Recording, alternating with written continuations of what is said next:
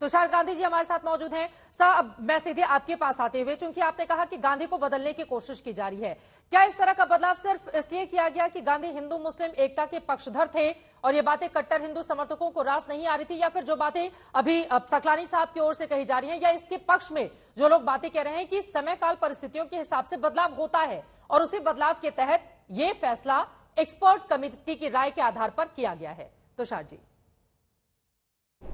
ये कट्टर हिंदू की बात नहीं है, ये कट्टर हिंदुत्ववादियों की बात है। इसमें बहुत फर्क है। हमने ये समझना है कि हिंदू हमेशा सहिष्णु रहा है और सबसे के साथ जुल मिल के रहने की संस्कृति उसकी रही है। हिंदुत्व है जो अपने आप को एक्सक्लूसिव रखना चाहता है, और इसीलिए उनको ये बात कि कोई हिंदू मुस्लिम या सारों को सबको साथ लेके चलने की बात की हिमायत करता हो, और इसलिए उनको वो हमेशा खटकाता। और गांधी की हत्या करवाने के बाद 75 साल तक दुष्प्रचार का दौरा चलाया उनकी छवि बिगाड़ने के लिए। अब जब उनकी सत्ता है तो वो मनमानी कर सकते हैं। नहीं, आपकी बातों से ये लग रहा है कि सरकार ऐतिहासिक संदर्भों में बदलाव करके अपने फायदे के लिए उसका इस्तेमाल करना चाहती है। क्या इस तरह के आरोप लगाए जा रहे हैं आपकी ओर से?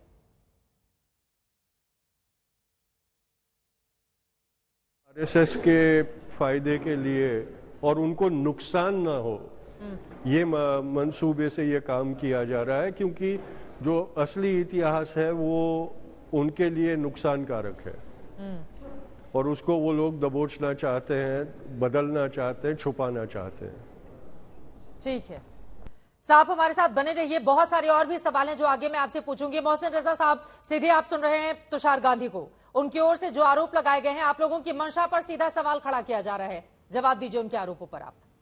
हाँ, देखिए चित्रा जी, मैंने बहुत सारी बातें भी, एनसीईआरटी के निदेशक बोल रहे थे, आपने उनसे सारी बातें पूछी। वहां का अपना एक वो है, जो सिलेबस देते हैं सारे राज्य और देश में, वही चलता है। तो इसलिए वहां पे जो बुद्धिजीवी और जो भी लोग बैठते हैं, जो जूरी बैठती है, वो तय करती है। इससे कोई पॉलिटिकल इसको अर्थ ना निकाला जाए। लेकिन जहां तक तुषार जी की बात है, मैं उनको बताना चाहता हूं, मैं उनका सम्मान करता हूं, क्योंकि मैं राष्ट्रपिता महात्मा गांधी का सम्मान करता हूं, इसलिए उनका भी सम्मान करूंगा, उस परिवार से आते हैं। मैं बताना चाहता हूं कि ये विपक्ष के लोगों के साथ जाकर खड़े होने से कोई फायदा नहीं है। आप सड़क से सदन तक देखिए, हमारे राष्ट्रपिता महात्मा गांधी का सम्मान हम लोग करते हैं। कब नहीं किया हो, कहां नहीं किया है, किस जगह पर नहीं किया है, ये इशू उठाकर कांग्रेस मुद्दे को डाइवर्ट करना चाहती है। वो हमारे राष्ट्रपिता महात्मा गांधी है, वो हमेशा रहेंगे, हमारे दिलों में राज करेंगे। लेकिन कांग्रेस या विपक्ष के लोग जो आप आज देख रहे हैं, मुगलों को जिन्होंने महिमा मंडित किया है और जिन्होंने अपने इतिहास को छुपाने के लिए या अपनी बुराइयों को छुपाने के लिए उनको आगे लाकर खड़ा किया, मैं उनसे प्रश्न करना चाहता हूं कि आज अगर मुगल दरबार हट रहा है और राम दरबार की बात हो रही है, तो उसमें विपक्ष के साथियों को परेशानी क्या हो रही है? तो इसका मतलब यही है कि इन्हें वही आक्रांता चाहिए थे जो मंदिरों को आकर तोड़ डालें, जो हिंदुओं को आकर मार डालें, वही लोग इन्हें पसंद थे। और उनको ये इतिहास में रखना चाहते हैं कि हमारे बच्चे उन्हीं को पढ़ें, हमारे देश का इतिहास ना पढ़ें, हमारी देश की सांस्कृतिक धरोहरों के बारे में ना जाने, राम दरबार के बारे में ना जाने, प्रभु श्री राम के बारे में ना जाने। ये सिलेबस इनसे कहिए, अगर इनको इतना ही विरोध करना है तो किसी अरब जैसे मुल्क में जाकर ये पढ़वा कर दिखवा दे राम दरबार, तो हम जान जाए। अभय दुबे जी, ठीक है, किसी भी बात पर सवाल उठाने से पहले विपक्ष को जवाब भी देना होगा। ठीक है। अब मुगलों पर तो बहुत सारे सवाल आपने यहाँ पर खड़े कर दिए हैं, लेकिन गांधी को लेकर अगर लाइनें 4-4, 5-5 हटाते रहेंगे तो क्या वो सच को छिपाने की कोशिश के तहत आरोप नहीं लगेंगे? लेकिन उसके पहले अभय दुबे जी, उनके आरोपों पर जवाब दीजिए। अब कांग्रेस के ऊपर आरोप लगते रहे हैं कि अपने हिसाब से इतिहास लिखवाती रही है पार्टी। अब जो उन लोगों को अनुचित लग रहा है उसको वो हटा रहे हैं।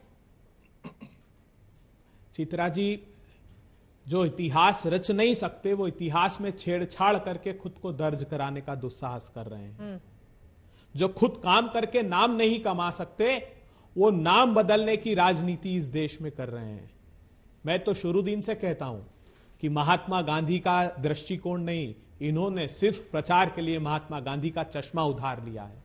शर्मनाक बात है, महात्मा गांधी को हृदयों से हटा नहीं सकते, मगर जो गोडसे के पाप कर्म पर पर्दा डालने का षड्यंत्र चल रहा है, सवाल उसका है, आप क्यों हटा देना चाहते हैं गोडसे के संदर्भ को?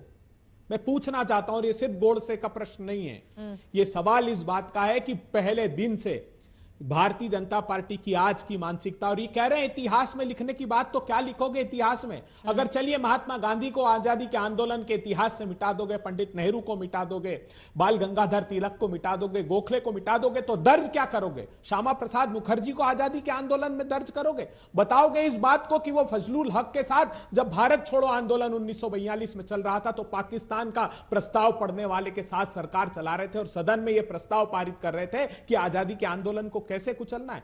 क्या इस सत्य को दर्ज कराना चाहते हो कि नॉर्थ वेस्ट फ्रंटियर प्रोविंस में और सिंध प्रांत में हिंदू महासभा मुस्लिम लीग के साथ 1943 में सरकार चला रही थी आजादी के आंदोलन के खिलाफ? यह दर्ज करना चाहते हो? क्या यह दर्ज करोगे जब श्यामा प्रसाद मुखर्जी को सरदार पटेल पत्र लिखते हैं कि मेरी और पंडित नेहरू की हत्या करना चाहते हैं, जो देशमुख और दिग्विजयनाथ को तुम छुड़ाने की बात करते हो? क्या उस इतिहास की पुस्तक को अपने ग्रंथों से हटा दोगे जो राष्ट्रीय स्वयंसेवक संघ के पूर्णकालिक लिखते हैं, the tragic history of partition, जिसमें वो सरदार पटेल को बंटवारे का खलनायक बताते हैं? क्या वो दर्ज कराना चाहते हो? हमने तो पूर्वाग्रह से दर्ज नहीं किया, ये क्या क्या हटा देना चाहते हैं? 10वीं के पाठ्यक्रम से कहते हैं कि लोकतंत्र और विविधता, लोकप्रिय संघर्ष और आंदोलन, लोकतंत्र की चुनौतियां, ये हटाने का दुस्साहस करते हो। हां, क्योंकि दमन तंत्र तुमने चला रखा है, तो जब नए सिरे से इतिहास लिखा जाएगा भारतवर्ष का और आप लोगों के कार्यकाल का उल्लेख होगा तो ये दर्ज किया जाएगा कि कैसे धन्ना सेठों बनाम लोकतंत्र की ये लड़ाई चल रही थी।